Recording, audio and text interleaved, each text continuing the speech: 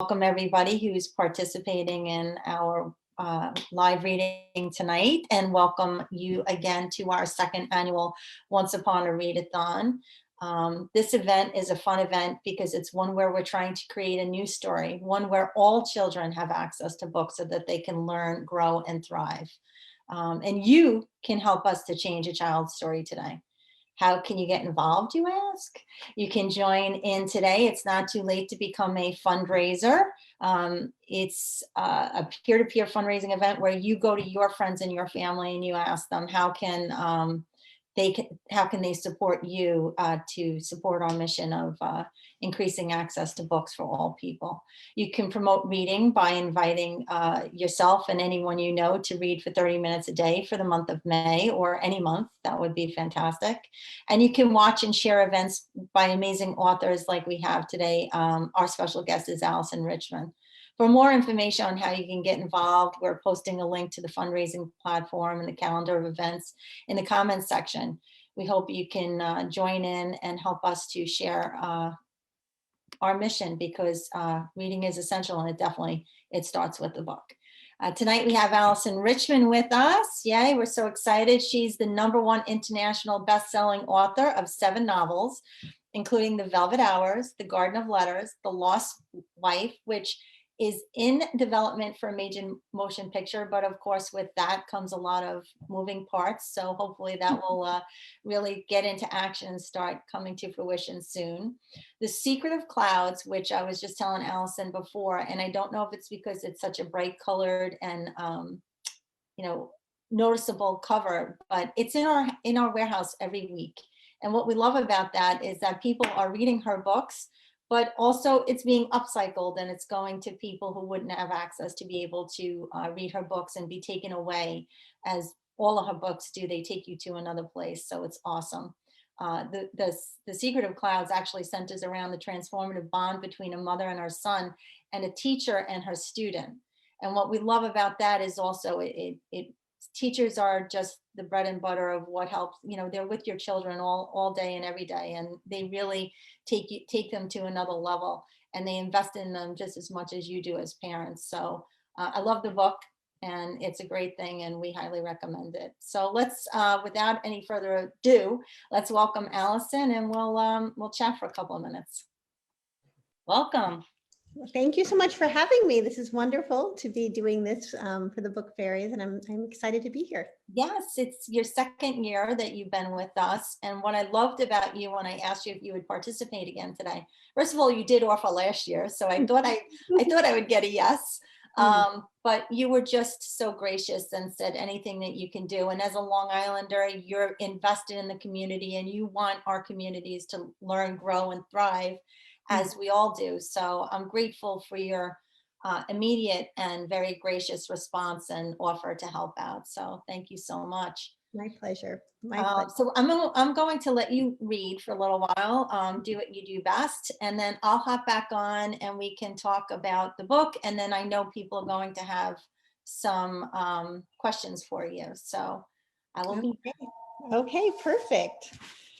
I'm sorry, my phone is ringing in the background. It's one of the perils of doing a Zoom. So I am here to talk to you about, or to read a chapter from my novel, The Garden of Letters, which takes place in Italy during World War II. And I'm going to begin reading from the first chapter, which takes place in Portofino, Italy, October 1943. Her rucksack contains her life reduced to small pieces. Though their physical weight is inconsequential, everything she carries feels heavy to her. She tries to pull her skirt underneath her, but the wind comes off the bay and is relentless, and the cotton billows around her like a parachute. She closes her eyes and tries to picture herself being lifted from the deck of the boat, floating above in the cool air and looking down as the vessel moves across the water. Genoa, Rapallo, and the western coast of Italy look like a knife's edge against the water. From the boat, she can see the pale facades of the villas nestled into the cliffs and the century-old hotels that face the sea. She has been traveling for days, but it feels like months. With a gray scarf covering her dark hair and her navy blue dress modest and unassuming, she could be any young Italian girl in her early 20s. Her stomach is empty. She tries to forget her hunger by scanning her fellow passengers. The boat carries close to 30 people. 7 of them are German soldiers, along with a handful of grandmothers dressed in their widow black. The others are nameless men and women who all appear unremarkable to her, just as she hopes she appears to them. Early on in the war, she learned how to lose herself, to appear plain and not worth stopping in the street. She can't remember the last time she wore a brightly colored dress or her favorite silk blouse, the one with the white flowers. Beauty, she has come to realize, is another weapon, better packed away and revealed only when absolutely needed. She instinctively cups her hands on her stomach as the boat approaches the dock. She is surprised to find so many Germans there, as she had believed she was finally on her way to safety. She has spent weeks trying to avoid them, yet now here they are, standing at the dock, waiting to check everyone's papers. She feels her entire stomach churn. She takes off her rucksack and instinctively clutches it to her chest. She stands up, her legs feeling like they may give out from underneath her. She takes her palms to her cheeks and gently presses the skin so that the pallor of fear is replaced with color. Afraid the soldiers might search too deeply inside her rucksack, she withdraws her forged papers and holds them to her side. She walks slowly behind one of the widows whose crucifix is so large, she hopes it might cast off a bit of protection onto her as well, or at least temporarily distract the soldiers. She walks carefully around the deck until she finally reaches the dock. High on the hill, the white houses look like teeth. She sees the bougainvillea roping over terraces and hibiscus flowers opening up like parasols to the sun. She inhales the scent of jasmine, but she is weakening from fear with every step. Ausweis, the Germans are barking their orders and grabbing papers out of nervous hands. Elodie is next in line. Her hand clasps her false papers. A few weeks before, she has destroyed the identity card that bore her real information. Elodie Bertolotti is now Anna Zorzetto. Anna.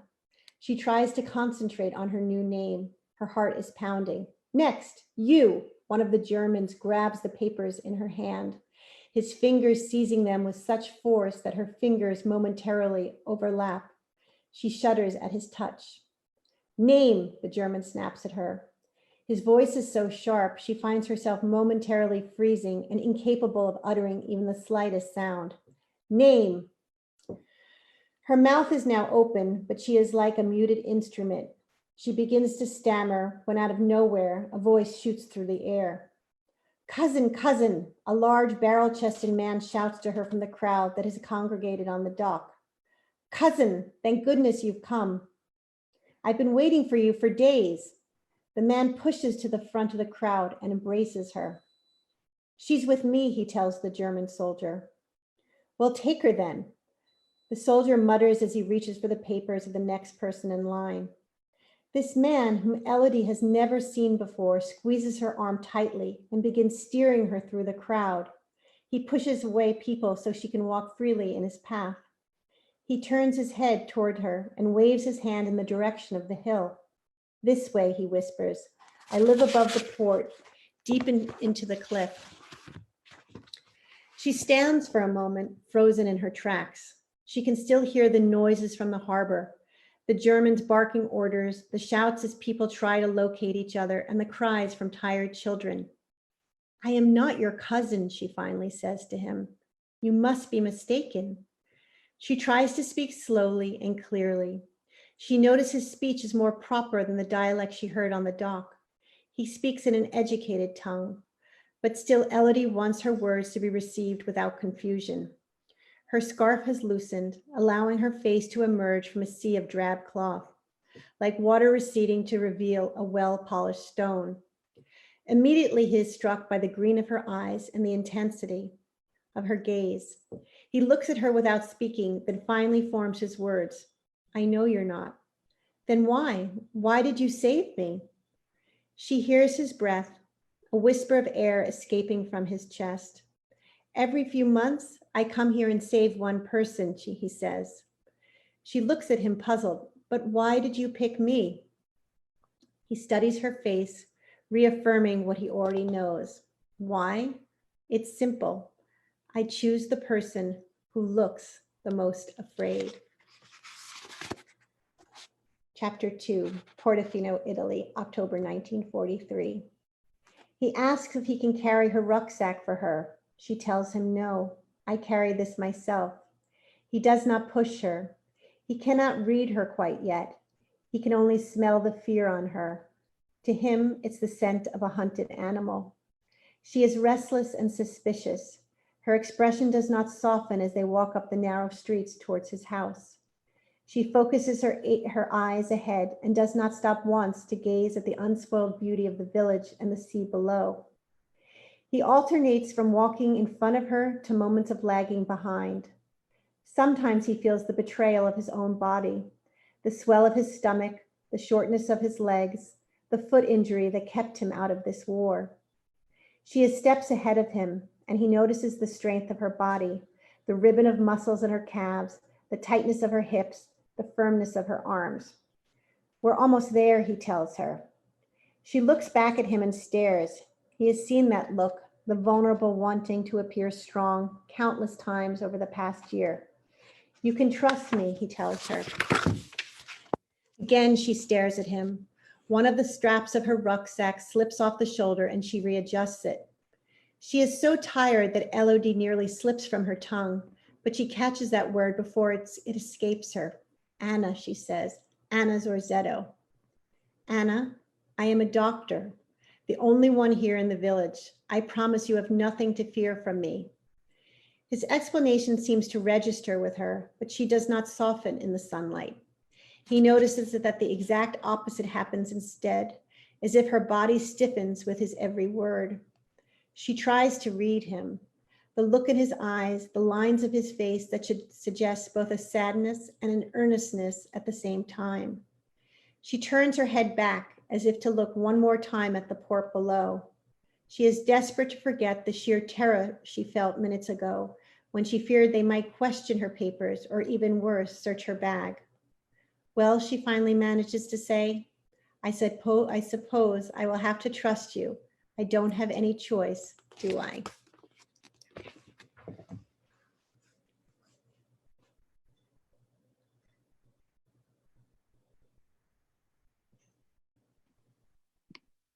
I'm coming on. Okay. I was actually hitting your box instead of my box. Oh, okay. Why am I not coming on? Oh, it's so funny. Well, thank you so much. That was awesome. As always, you do a great job. One of the questions that we received was, what kind of research, because you have books that are in different countries, and what kind of research do you do, and how long do you spend researching before you begin a book? So I would say I've researched for between 6 months to a year, depending on the book. This particular book, I made 3 separate trips to Italy. The book takes it takes place in Portofino, but it also has scenes in Mantova and in Verona and in Venice. So I made sure that I traveled to all those places, and I actually was able to locate people who had been alive during World War II in those places in Italy. So I did a lot of research. That's This novel, Elodie, who's Anna in the book, is a messenger for the Italian resistance. And so I was really lucky to be able to interview an 85-year-old woman who was in the resistance in Italy. And so much of her story is woven into this novel. Wow, that's first of all, you get to travel, which is not too shabby. That's Right. a nice little treat to be able to do that. And then to meet somebody who's actually experienced what you're writing about, and then to capture that and to share that with your readers is just, that must feel so, it must be like like your child, it must be like so exciting to be able to do that.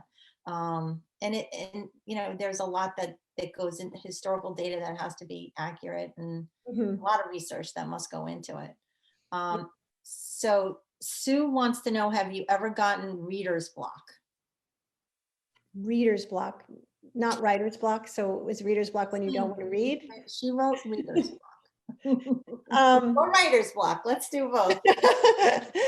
well, no, actually, I have to say I've had days where my writing wasn't as sharp as I wanted it to be, but Mhm. never where I didn't know what I wanted to write. Like I always know what direction that the book has to go and what I know I want to take place. But there are definitely days where I have like a foggy brain and the words just don't, come together as poetically as I hope they would. And then I have to just write, and then I have to rewrite it again the next day. But I just try and stick at it, Right, stick to it. right. Amy wanted to know, does writing energize or exhaust you? Oh, that's a good question. No one's ever asked me that. Well, the idea of writing energizes me, but at the end of the day, I'm completely depleted and exhausted. So it's kind of both. Like I start the day energized and I end the day exhausted. I know. So, but I love what I do, and so the prospect of getting every day to the computer and creating something is extremely energizing for me. It's what you love to do. I love it. Samantha wanted to know, how do you select the names of your characters, especially for books based in other countries?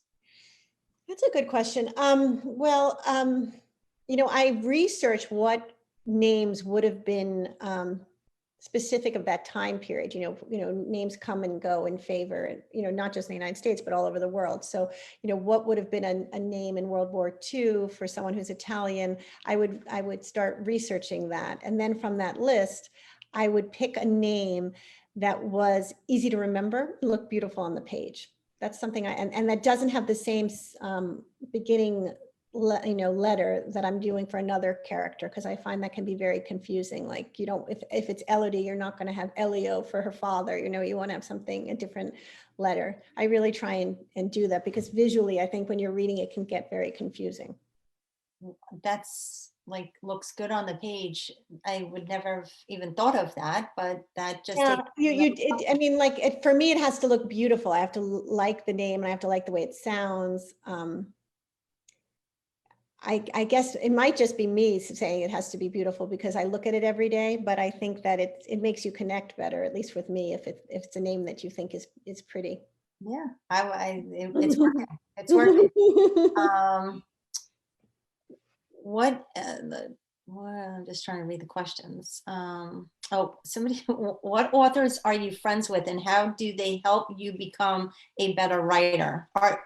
Is there like a whole that's a good question, because there's a I circle do of writers that get together and you hang out, you try to help each other, or I do have a circle of writers that that I consider my confidants, and that I, will share the first round of my manuscript with before it goes to my agent or my editor to see what their thoughts are, and, people that I trust and value their opinion and like their writing. One of the writers I was just speaking to today is a woman named Linda Leugman, who is a novelist, MJ Rose, Sophia Lundberg. Let me think. I mean, I'm trying to think who else I would share my book with. Jardine LeBaire. I have a close knit of author friends that I trust their opinion, and also kind of, buoy you when you're down, or that life raft for you when you're in solitary confinement writing a book. So I'm lucky to have that. that's great. Everybody needs a good circle, that's for sure. Mhm. Mhm. And then we had someone ask a question: has COVID been an inspirational time to create new stories, or has it blocked your ideas? Well, I during COVID had 2 books under contract that I was co-authoring with different authors. So it was really wonderful because I was collaborating. I also knew that we had to get the work done, and I felt that I became super efficient, not having to jump up and down and take my children everywhere in the way I normally have to carpool or get them to their activities. And also with no place to go on the weekends, I was working on Saturday and Sunday as well. So my efficiency, definitely escalated with COVID. And my writing. I mean, I finished 2 books during COVID, which is crazy because it normally takes me, 2 to 3 years to finish a book on my own. But So there's a positive spin yeah, on. there's a positive of COVID. Yeah. We'll take that. We'll take that. Um, I wanted to just talk to you a little bit about the secret of in the clouds book, because it does circle around a relationship with the teacher, and I was wondering where, like, what inspired that book, and just a little bit behind the thought on that. Well, The Secret of Clouds, which is the book I talked about last time, is Hmm. inspired by a true life story of a teacher that I know out in Syosset. She's a dear friend of mine who every year assigns to her third grade class to write a letter to their 18-year-old self. And she encourages the children to write down their hopes and their dreams, and then to put it in an envelope, which they self-address to themselves. And on the back of the envelope, they write a letter from the past with a message for the future. And she collects those letters and she puts them in a filing cabinet in her basement, labeled the year that those children will graduate, which is, 10 years after, being in third grade. And then she mails the letters back to them on the week they graduate from high school. And so these children, they get this letter in the mail that's written in their childhood hand, imagining them the way they are in real time now. And to me, it was just such a beautiful assignment, because it was like a time capsule for their childhood, seen through their own childhood lens. And then on top of that, I was just so awed by her dedication, because here she was creating an assignment that didn't end that day, that week, or even that school year. It didn't really see, doesn't see it until full fruition until a decade later. So the novelist in me said, well, did anything ever happen to one of the letters or something with one of the children? And she shared a few very, heart-wrenching stories of things that had happened to people's letters or to the children. And one of them that touched my heart very deeply was a child that was too sick to attend school in person, but whom she tutored at home. But she gave the same assignment she did to all of her students. And then something very dramatic happens with the letter 10 years later. And that became sort of the jump off point to create what becomes The Secret of Clouds, this sort of bond that develops, I don't want to say in infancy, but early on in childhood, that lengthens through an entire lifetime of, between a teacher and a student. So that was the inspiration for it. Well, that's awesome. And I know actually one of our volunteers, Lori Seidman, is the one that loved the book and was like, we got to get Alyson Oh, on. And just, it was a great last year. And then, you're reading this year is also, it's every time it's something different. It really just takes us to different places. And it, as I said before, it can take you away. And that's really what books do, is it takes you, it not only is it teaching you different, looking into windows, like out in someone else's windows and someone else's view. We have Christina want to know, how often are the characters people in your life? Like, are they? well, The Secret of Clouds is really my only contemporary novel. And that is inspired by my friend and, even her family life, because she's Italian American. A lot of that inspiration comes from my friend. But for the most part, my novels are historical and they take place, decades before, and they're not based on anyone in my immediate circle.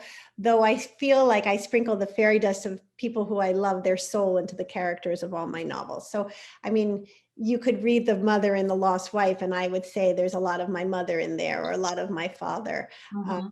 And so it's very special to me when I do that, because I almost think it's a wink to myself or the people I love that no one else, will know, but Mhm. they're in there to give them life, I love it. How long have you been writing, and when was your first book published? So I had my first publishing deal at the age of 25. It came out the following year. I started writing right after college. I had a grant, postgraduate grant, just to research my first novel. So that, it took me about 3 years to write that after I graduated.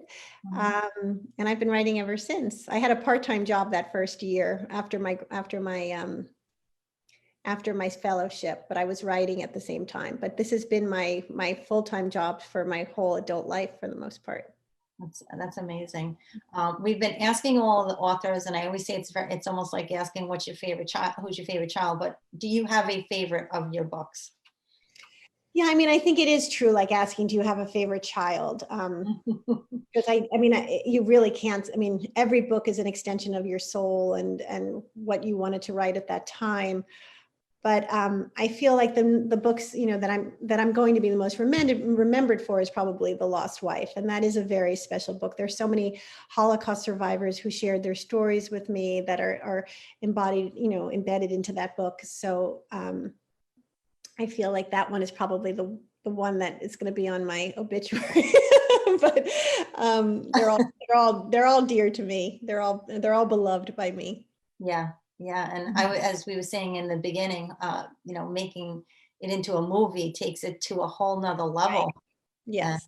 all the working parts of that go into it. But hopefully, like I said, all those will fall into line, and they'll soon Mhm. enough, soon Yeah. enough. And so, Yes. um, let me just see one more.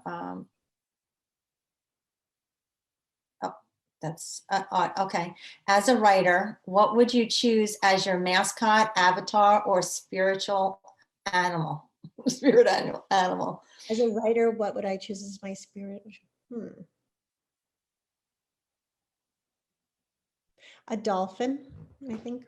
Yeah. Oh, Yeah. okay. That was good because I don't know what I would say. I don't know what I would say. And then some. Dolphin. Hmm. That's a perfect, very fitting. And Mhm. then someone wanted to know, did you buy anything special with the money you got from your first book? Did you splurge? Did you? Wow.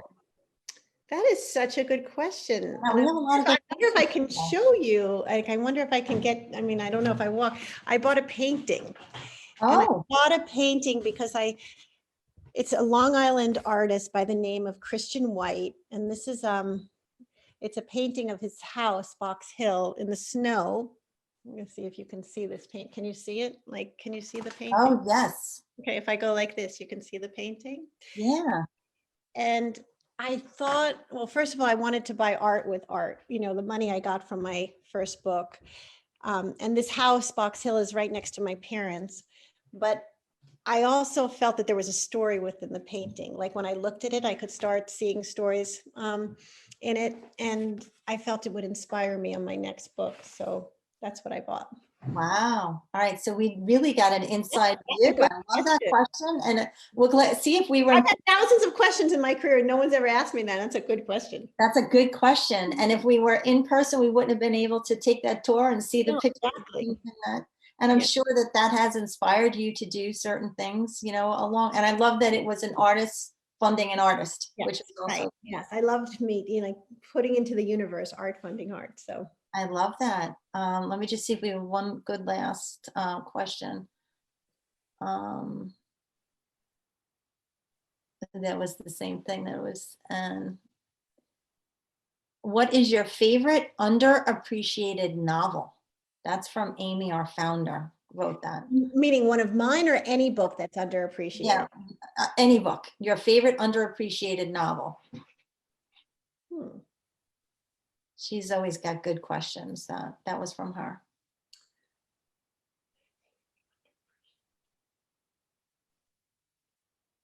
It's a tough one Yeah, too. it's a tough one. I'm trying to think because it's one that is quite like didn't receive the accolades that it deserved.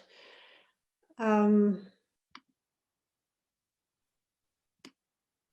I'm sure it was something that was in translation that just didn't get. Um,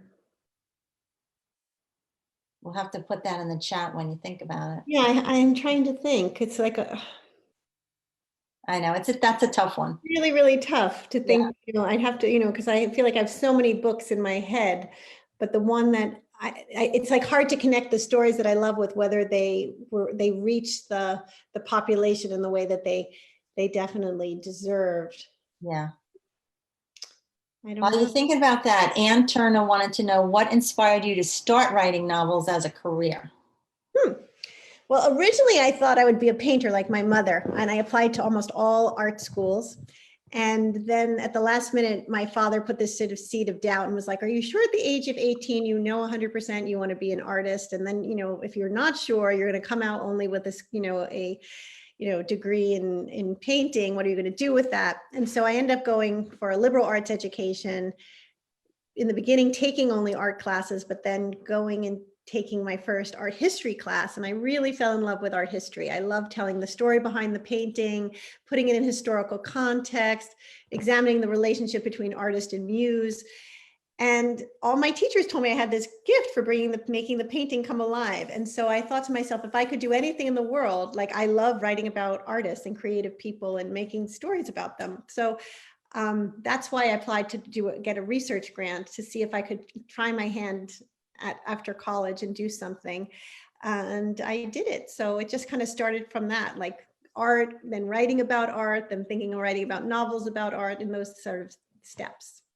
Well, you also just answered why the artist painting was the first thing that you did, because you know, it's in your heart, and Yes. it's amazing. And then we have one more question before we wrap up, and it's, what do you do to get inside your characters' heads? Does it come seamlessly, or do you have a system? That's from Christina.